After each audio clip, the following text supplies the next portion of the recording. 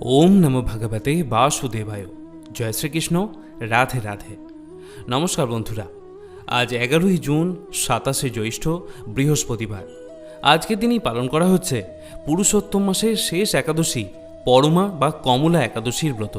এটি হলো পুরুষোত্তম মাসের কৃষ্ণপক্ষের একাদশী, যার মাহাত্ম্য পদ্মপুরাণে বিশদভাবে বর্ণিত হয়েছে।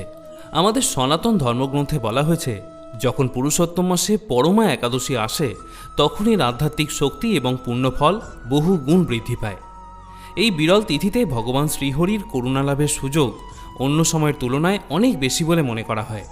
তাই যে ভক্ত আন্তরিক ভক্তি, শুদ্ধ মন এবং দৃঢ় বিশ্বাস নিয়ে এই ব্রত পালন করেন, তার জীবনের শুভ পরিবর্তনের দ্বার উন্মুক্ত হতে পারে। পরমা একাদশী কেবল একটি উপবাসের তিথি নয়, এটি আত্মশুদ্ধি, সংযম এবং ঈশ্বর স্মরণের একটি বিশেষ সাধনার সময়। তাই ভগবানের সন্তুষ্টির জন্য আজকের এই পরম কল্যাণময়ী কমলা বা পরমা একাদশীর তিথিটি আপনারা অবশ্যই বাড়িতে পালন করুন। আজকের পর্বের ভিডিওতে আমরা শ্রবণ করব কমলা বা পরমা একাদশীর ব্রতকথা, এবং ভিডিও শেষে আপনাকে জানাবো আজকের দিনে যারা ব্রত উপবাস করছেন তারা আগামীকাল পারণ ক্রিয়া বা ব্রতভঙ্গ কখন এবং কিভাবে সম্পন্ন করবেন। যদি কোনো কারণে আজকের দিনে আপনি ব্রত রাখতে নাও পারেন, শুধুমাত্র এই ব্রত কথাটি দিনের যে কোনো সময় একবার শ্রবণ করে আজ সন্ধ্যায় ভগবান শ্রীবিষ্ণুর উদ্দেশ্যে একটি প্রদীপ অবশ্যই প্রজ্বলিত করবেন। মনে করা হয় এই প্রক্রিয়াটি করলেও ব্রতের পুণ্যফল অনেকাংশে লাভ হয়ে থাকে। তাহলে শুরু করছি পুরুষোত্তম মাসের কৃষ্ণপক্ষের কমলা একাদশীর ব্রতকথা। জয় শ্রীকৃষ্ণ। রাধে রাধে। পুরুষোত্তম মাস বা অধিমাসের কৃষ্ণপক্ষিয়া পরমা একাদশীর মাহাত্ম্যটি পদ্মপুরাণে যুধিষ্ঠির শ্রীকৃষ্ণ সংবাদরূপে বর্ণনা করা হয়েছে। যুধিষ্ঠির মহারাজ শ্রীকৃষ্ণকে জিজ্ঞাসা করলেন, হে শ্রীকৃষ্ণ, অধিমাসে কৃষ্ণপক্ষিয়া একাদশীর নাম কি, ব্রতের বিধানই বা কি, তা কৃপা করে আমার নিকট বর্ণনা করুন। শ্রীকৃষ্ণ বললেন, হে যুধিষ্ঠির, মানুষের ভক্ত মুক্তিপ্রদাতার এই পবিত্র একাদশীর নাম পরমা বা কমলা একাদশী। তোমার প্রতি স্নেহবশত অশেষ মহিমাযুক্ত পুরুষোত্তম মাসের কৃষ্ণপক্ষিয়া একাদশীর মহিমা বলছি। পুরাকালে অবন্তীনগরে বিশ্বকর্মা নামে এক সম্ভ্রান্ত ব্রাহ্মণ বাস করতেন। তার 5টি পুত্র ছিল। তাদের মধ্যে সর্বকনিষ্ঠ পুত্রটির নাম ছিল জয় শর্মা। কোনো এক দুষ্কর্ম করায় তার পিতামাতা তাকে ঘর থেকে বহিষ্কার করে দেয়। তারপর সে ভ্রমণ করতে করতে একসময় এলাহাবাদে এসে পৌঁছায়। সেখানে ত্রিবেণী সঙ্গমে স্নান করে ক্ষুধায় কাতর হয়ে এক মুনির আশ্রমে এসে উপস্থিত হয়। সেই দিনটি ছিল একাদশী তিথি। অনেক ভক্তবৃন্দ মুনির মুখপদ্ম নিঃসৃত একাদশীর মহিমা শ্রবণ করছিলেন। ওই ব্রাহ্মণও ব্রত পালন করে ব্রতকথা শুনলেন। তার ব্রত উপবাসে সন্তুষ্ট হয়ে স্বয়ং লক্ষ্মী দেবী তাকে দর্শন দিয়ে বললেন, ভক্তির সঙ্গে এই উপবাস পালন করায় আমি সন্তুষ্ট হয়েছি। তোমাকে বরদান দেওয়ার জন্য আমি তোমার নিকটে আবির্ভূত হয়েছি। আমার নাম লক্ষ্মী। আমি পরম কৃপালু নারায়ণ কর্তৃক প্রেরিত, বৈকুণ্ঠ থেকে এসেছি। এই ব্রতানুষ্ঠানে তোমার অধীনা হয়েছি। তোমার বংশে শ্রেষ্ঠ ব্রাহ্মণগণ জন্মগ্রহণ করবে। আমি সত্যই বলছি, আমার নাম লক্ষ্মী। ব্রাহ্মণ বললেন, হে কমলে, সত্যিই যদি আমার প্রতি তুমি প্রসন্ন হয়ে বর দিতে চাও, তবে এই ব্রতকথা ভালোরূপে বর্ণনা করলে আরও দ্বিজগণ এই ব্রতকথায় প্রবৃত্তি লাভ করতে পারবেন। এই ব্রতে ভগবান শ্রী নারায়ণকে ভক্তি ভরে পূজা করতে হয়। নিরাহারে অবস্থানপূর্বক পরদিন দ্বাদশীতে পুণ্ডরীকাক্ষের পূজা নৈবেদ্যান্তে প্রসাদন্ন পালন করতে হয়। এরপর শ্রীকৃষ্ণ বললেন যে লক্ষ্মী দেবী সেই ব্রাহ্মণকে বরদান করে সেখান থেকে অন্তর্হিতা হলেন। পরে সেই ব্রাহ্মণ লক্ষ্মীর বলে বিপুল ধনশালী হয়েছিল এবং সে সুখে হরিনাম সংকীর্তন করত এবং তার জীবনকাল শেষ হয়ে গেলে পরম আনন্দে ভগবত ধামে গমন করেছিলেন। কমলার আশীর্বাদে ব্রাহ্মণ ধন্য হয়েছিলেন। তাই এই একাদশীকে কমলা একাদশীও বলা হয়ে থাকে। আবার ভগবান শ্রীকৃষ্ণ মহারাজ যুধিষ্ঠিরকে আরেক মনোরম কাহিনী বর্ণনা করলেন। একসময় কাম্পিল্য নগরে সুমেধা নামে এক ধার্মিক ব্রাহ্মণ বাস করতেন। পবিত্রা নামে তার এক পতিব্রতা সহধর্মিণী ছিল। কিন্তু কোনো এক পাপ কার্যের জন্য তারা এত দরিদ্র হলো যে অন্ন বস্ত্র পর্যন্ত তাদের জোটেনি।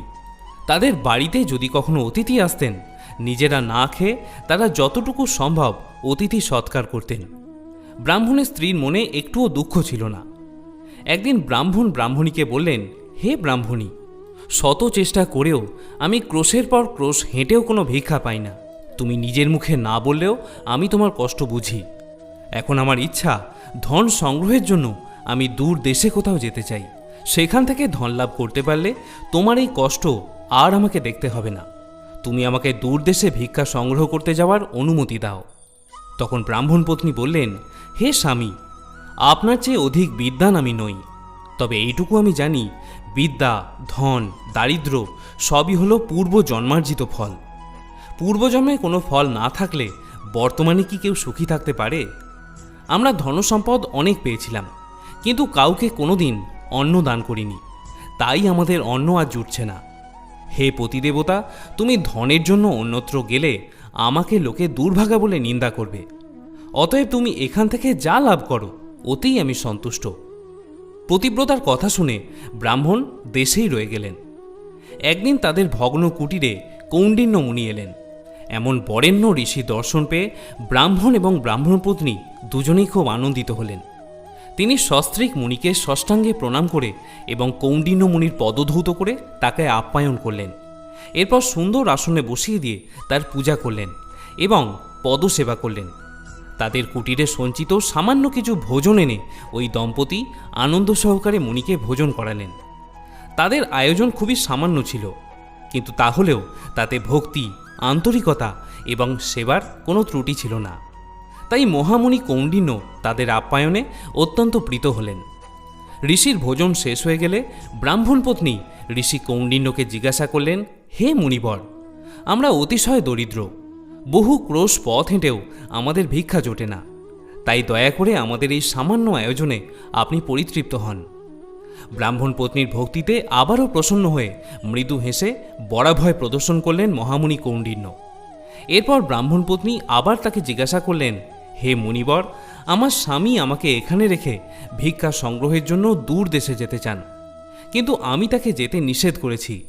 আমার বিশ্বাস ছিল আপনার মতো কেউ একজন আমাদেরকে উদ্ধার করার জন্য এখানে অবশ্যই পদার্পণ করবেন। হে মুনিবর, এখন আমাদের ভাগ্যাবশে এখানে আপনার শুভাগমন ঘটেছে। আপনি আমাদেরকে বলে দিন কিভাবে আমাদের দারিদ্র্য নষ্ট হবে। দারিদ্র্য বিনষ্ট হয় এমন কোনো ব্রত বা তপস্যার কথা আপনি কৃপা করে আমাদেরকে বলুন। ঋষি কৌণ্ডিন্য তখন অল্প ভেবে তাদের বললেন যে মল মাসের কৃষ্ণপক্ষের একাদশী পরমা একাদশী নামে প্রসিদ্ধ। তোমরা এই একাদশীর ব্রত নিষ্ঠার সাথে পালন করো। ভগবানের অতীব প্রিয়তমা এই একাদশী ভুক্ত মুক্তি প্রদায়িনী, সর্বপাপ বিনাশিনী এবং সর্বসুখদায়িনী। প্রথমে কুবের এই ব্রত পালন করেছিলেন। রাজা হরিশ্চন্দ্র এই ব্রত পালন করে স্ত্রী, পুত্র এবং রাজ্য ফিরে পেয়েছিলেন। হে বিশালাক্ষী, এই জন্য তোমরাও এই ব্রত পালন করো। উপাখ্যান শেষ করে ভগবান শ্রীকৃষ্ণ যুধিষ্ঠির মহারাজকে বললেন, হে পাণ্ডব, কৌণ্ডিন্য মুনির উপদেশে পতিপত্নী একসঙ্গে পুরুষোত্তম মাসের পরমা একাদশীর ব্রত পালন করলেন। ব্রত সমাপনের পর রাজভবন থেকে এক রাজকুমার তাদের কাছে এলেন।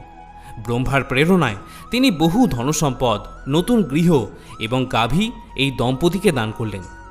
এই দানের ফলে মৃত্যুর পর সেই রাজা বিষ্ণুলোক প্রাপ্ত হয়েছিলেন। এইভাবে পরমা ব্রতের প্রভাবে ব্রাহ্মণ দম্পতির সকল দুঃখের অবসান হল। যে মনুষ্য তার জীবনকালে এই একাদশীর ব্রত পালন করেন না, তিনি 84 লক্ষ যোনিতে ভ্রমণ করেও কখনো সুখী হন না। বহু পুণ্যকর্মের ফলে দুর্লভ মানবজন্ম লাভ হয়। তাই প্রত্যেক মনুষ্যের উচিত এই পরম কল্যাণকারী একাদশীর ব্রত পালন করা। শ্রীকৃষ্ণের মুখে এই ব্রত মাহাত্ম্য শুনে মহারাজ যুধিষ্ঠির তার আত্মীয়বর্গের সঙ্গে এই ব্রত পালন করেছিলেন এবং তারপর থেকে সারা পৃথিবীতে এই ব্রত মাহাত্ম্যের কথা ছড়িয়ে পড়ে। ইতি শ্রী শ্রী পরমা একাদশীর ব্রতকথা সমাপ্ত। প্রিয় ভক্তগণ, এবারে আসুন জেনে নেওয়া যাক আজকের দিনে যারা ব্রত উপবাস করছেন তারা আগামীকাল পালন ক্রিয়া বা ব্রতভঙ্গ কখন এবং কিভাবে সম্পন্ন করবেন। যদিও একাদশী পালন সম্পর্কিত একটি বিস্তারিত ভিডিও আমি ইতিমধ্যেই পোস্ট করেছিলাম, আপনাদের সুবিধার্থে আমি সেই তথ্যই এখানে সংক্ষেপে কিছুটা তুলে ধরছি। প্রথমেই বলি, একাদশী পালনের প্রস্তুতি শুরু হয় একাদশীর আগের দিন অর্থাৎ দশমী দিন থেকে এবং শেষ হয় একাদশীর পরের দিন অর্থাৎ দ্বাদশী তিথিতে। এই পুরো প্রক্রিয়াটি 3টি ধাপে বিভক্ত: দশমী বিহিত কর্ম, একাদশীর ব্রত পালন এবং দ্বাদশী পালন। একাদশী ব্রতের পুণ্যফল লাভের জন্য দশমী তিথি থেকেই সংযম শুরু করতে হয়। একে বলা হয় পূর্ব প্রস্তুতি। দশমীর দিন সূর্যাস্তের আগে শেষ খাবার গ্রহণ করা উচিত। এদিন আমিষ খাদ্য যেমন মাছ, মাংস, ডিম, পেঁয়াজ, রসুন এবং মসুর ডাল পরিহার করতে হয়। কেবল একবার পূর্ণ আহার গ্রহণ করাই শ্রেয়। দশমীর রাত থেকেই মনকে শান্ত রাখা এবং ব্রত পালনের জন্য মানসিক সংকল্প গ্রহণ করা উচিত। এদিন মাটিতে বা বিছানায় শুতে পারেন, তবে ব্রহ্মচর্য পালন করা বাধ্যতামূলক। রাত্রিবেলায় অধিক ভোজন পরিহার করতে হবে, যাতে পরের দিন একাদশী ব্রত পালন করতে কোনো কষ্ট না হয়। দশমীর দিন রাত্রে ঘুমোতে যাওয়ার আগে ভালো করে দন্তমার্জন করে নেবেন, যাতে খাবারের এক কণাও দাঁতে না লেগে থাকে। এরপরে আসে একাদশীর দিন। এই দিনেই মূলত একাদশীর পর্বটি অনুষ্ঠিত হয়। এই দিন সকালে উঠে প্রথমে দুটি কাজ করতে হয়। প্রথমটি হলো প্রাতঃস্নান এবং দ্বিতীয়টি হলো সংকল্প গ্রহণ। চেষ্টা করবেন সূর্যোদয়ের অন্তত 1.5 ঘন্টা আগে ঘুম থেকে উঠে প্রাতঃস্নান করে নেওয়ার। তারপর একটি পরিষ্কার বা শুদ্ধ বস্ত্র পরিধান করে ভগবান শ্রীবিষ্ণুর চিত্র বা বিগ্রহের সামনে করজোড়ে বসে সংকল্প গ্রহণ করতে হবে। সংকল্প গ্রহণের জন্য ঠাকুর ঘরে গিয়ে শ্রীকৃষ্ণের পাদপদ্মে তুলসী পত্র এবং পুষ্প নিবেদন করুন এবং মনে মনে এই সংকল্প মন্ত্রটি উচ্চারণ করুন। একাদশ্যাম নিরাহারো স্থিত্বা অহম অপরেহানি ভোক্সামি পুণ্ডরীকাক্ষ শরণম মে ভবাচ্যুত। যদি মন্ত্র উচ্চারণ করতে অসুবিধা হয় তাহলে মনে মনে বলুন, হে পুণ্ডরীকাক্ষ, আমি আজ সমস্ত দিন উপবাস থেকে পরের দিন আহার গ্রহণের জন্য সংকল্প করছি। আমি যাতে ভক্তি ও নিষ্ঠার সাথে এই একাদশীর ব্রত পালন করতে পারি, তার জন্য আপনি আমায় প্রয়োজনীয় ক্ষমতা প্রদান করুন। মনে রাখবেন, যে কোনো ব্রতের পূর্বেই এই সংকল্প গ্রহণ করা অতি আবশ্যক। সংকল্প গ্রহণের মাধ্যমে আমরা ভগবানের কাছে প্রার্থনা করি যাতে তিনি আমাকে একাদশী পালনের প্রয়োজনীয় শক্তি প্রদান করেন। এরপর আসে উপবাসের প্রক্রিয়া। প্রথমেই বলবো, যদি আপনি সমর্থ হন তাহলে অবশ্যই নির্জলা উপবাস পালন করুন। এটি হলো ব্রত পালনের শ্রেষ্ঠতম পন্থা। তবে আপনি চাইলে জলপান করে বা ফলমূল অনুকল্প প্রসাদ গ্রহণ করেও এই ব্রত স্বচ্ছন্দে পালন করতে পারেন। যারা অসুস্থ বা অতি দুর্বল ব্যক্তি শুধুমাত্র পঞ্চ রবিশস্য বর্জন করবেন। এখানে বলে রাখি, ঔষধ বা পথ্যাদি গ্রহণের ক্ষেত্রে একাদশীতে কোনো রকম বাধা নিষেধ নেই। এছাড়া সবজি, ফল, দুধ, জল, অনুকল্প আহার যেমন সবজি ও ফল দিয়ে তৈরি সাবু, আলু সেদ্ধ বা ভাজা, দুধ, দই, বাদাম ইত্যাদি গ্রহণ করেও একাদশী পালন করা যায়। এতেও ব্রতের পুণ্যফল লাভ হয়। তবে এই দিন তরিতরকারি বা সবজি রান্নার ক্ষেত্রে সরিষার তেলের পরিবর্তে বিশুদ্ধ ঘি বা সূর্যমুখীর তেল ব্যবহার করবেন। যদিও এখানে বলে রাখার প্রয়োজন, বর্জনের ক্ষেত্রে বিভিন্ন নিয়মনীতি প্রচলিত আছে, তবে মূল লক্ষ্য হল ইন্দ্রিয় সংযম এবং পবিত্রতা। একাদশীর মূল কাজই হল নিরন্তর ভগবানকে স্মরণ করা। সারাদিন হরিনাম জপ, শ্রীমদ্ ভগবদ্ গীতা বা শ্রীমদ্ ভাগবত বা একাদশীর ব্রতকথা পাঠ বা শ্রবণ করা উচিত। আর হল রাত্রি জাগরণ। শাস্ত্রে স্পষ্ট বলা হয়েছে, এই ব্রতের সবথেকে গুরুত্বপূর্ণ অংশ হল রাত্রি জাগরণ। রাত্রে ভগবানের নাম সংকীর্তন, নিত্যপাঠ এবং আলোচনায় মগ্ন থাকলে সমস্ত পাপ ভস্মীভূত হয়ে যায় এবং হাজার হাজার অগ্নিষ্টম যজ্ঞের ফল পাওয়া যায়। ভক্তের জীবনে আসে অপার সৌভাগ্য, আধ্যাত্মিক উন্নতি এবং সকল পাপ থেকে মুক্তি। আমরা প্রতিদিনের জীবনে জেনে বা না জেনে অনেক রকমের পাপ করে থাকি। সেই সমস্ত পাপ রাশি এই একাদশী পালনে সহজেই বিনষ্ট হয়।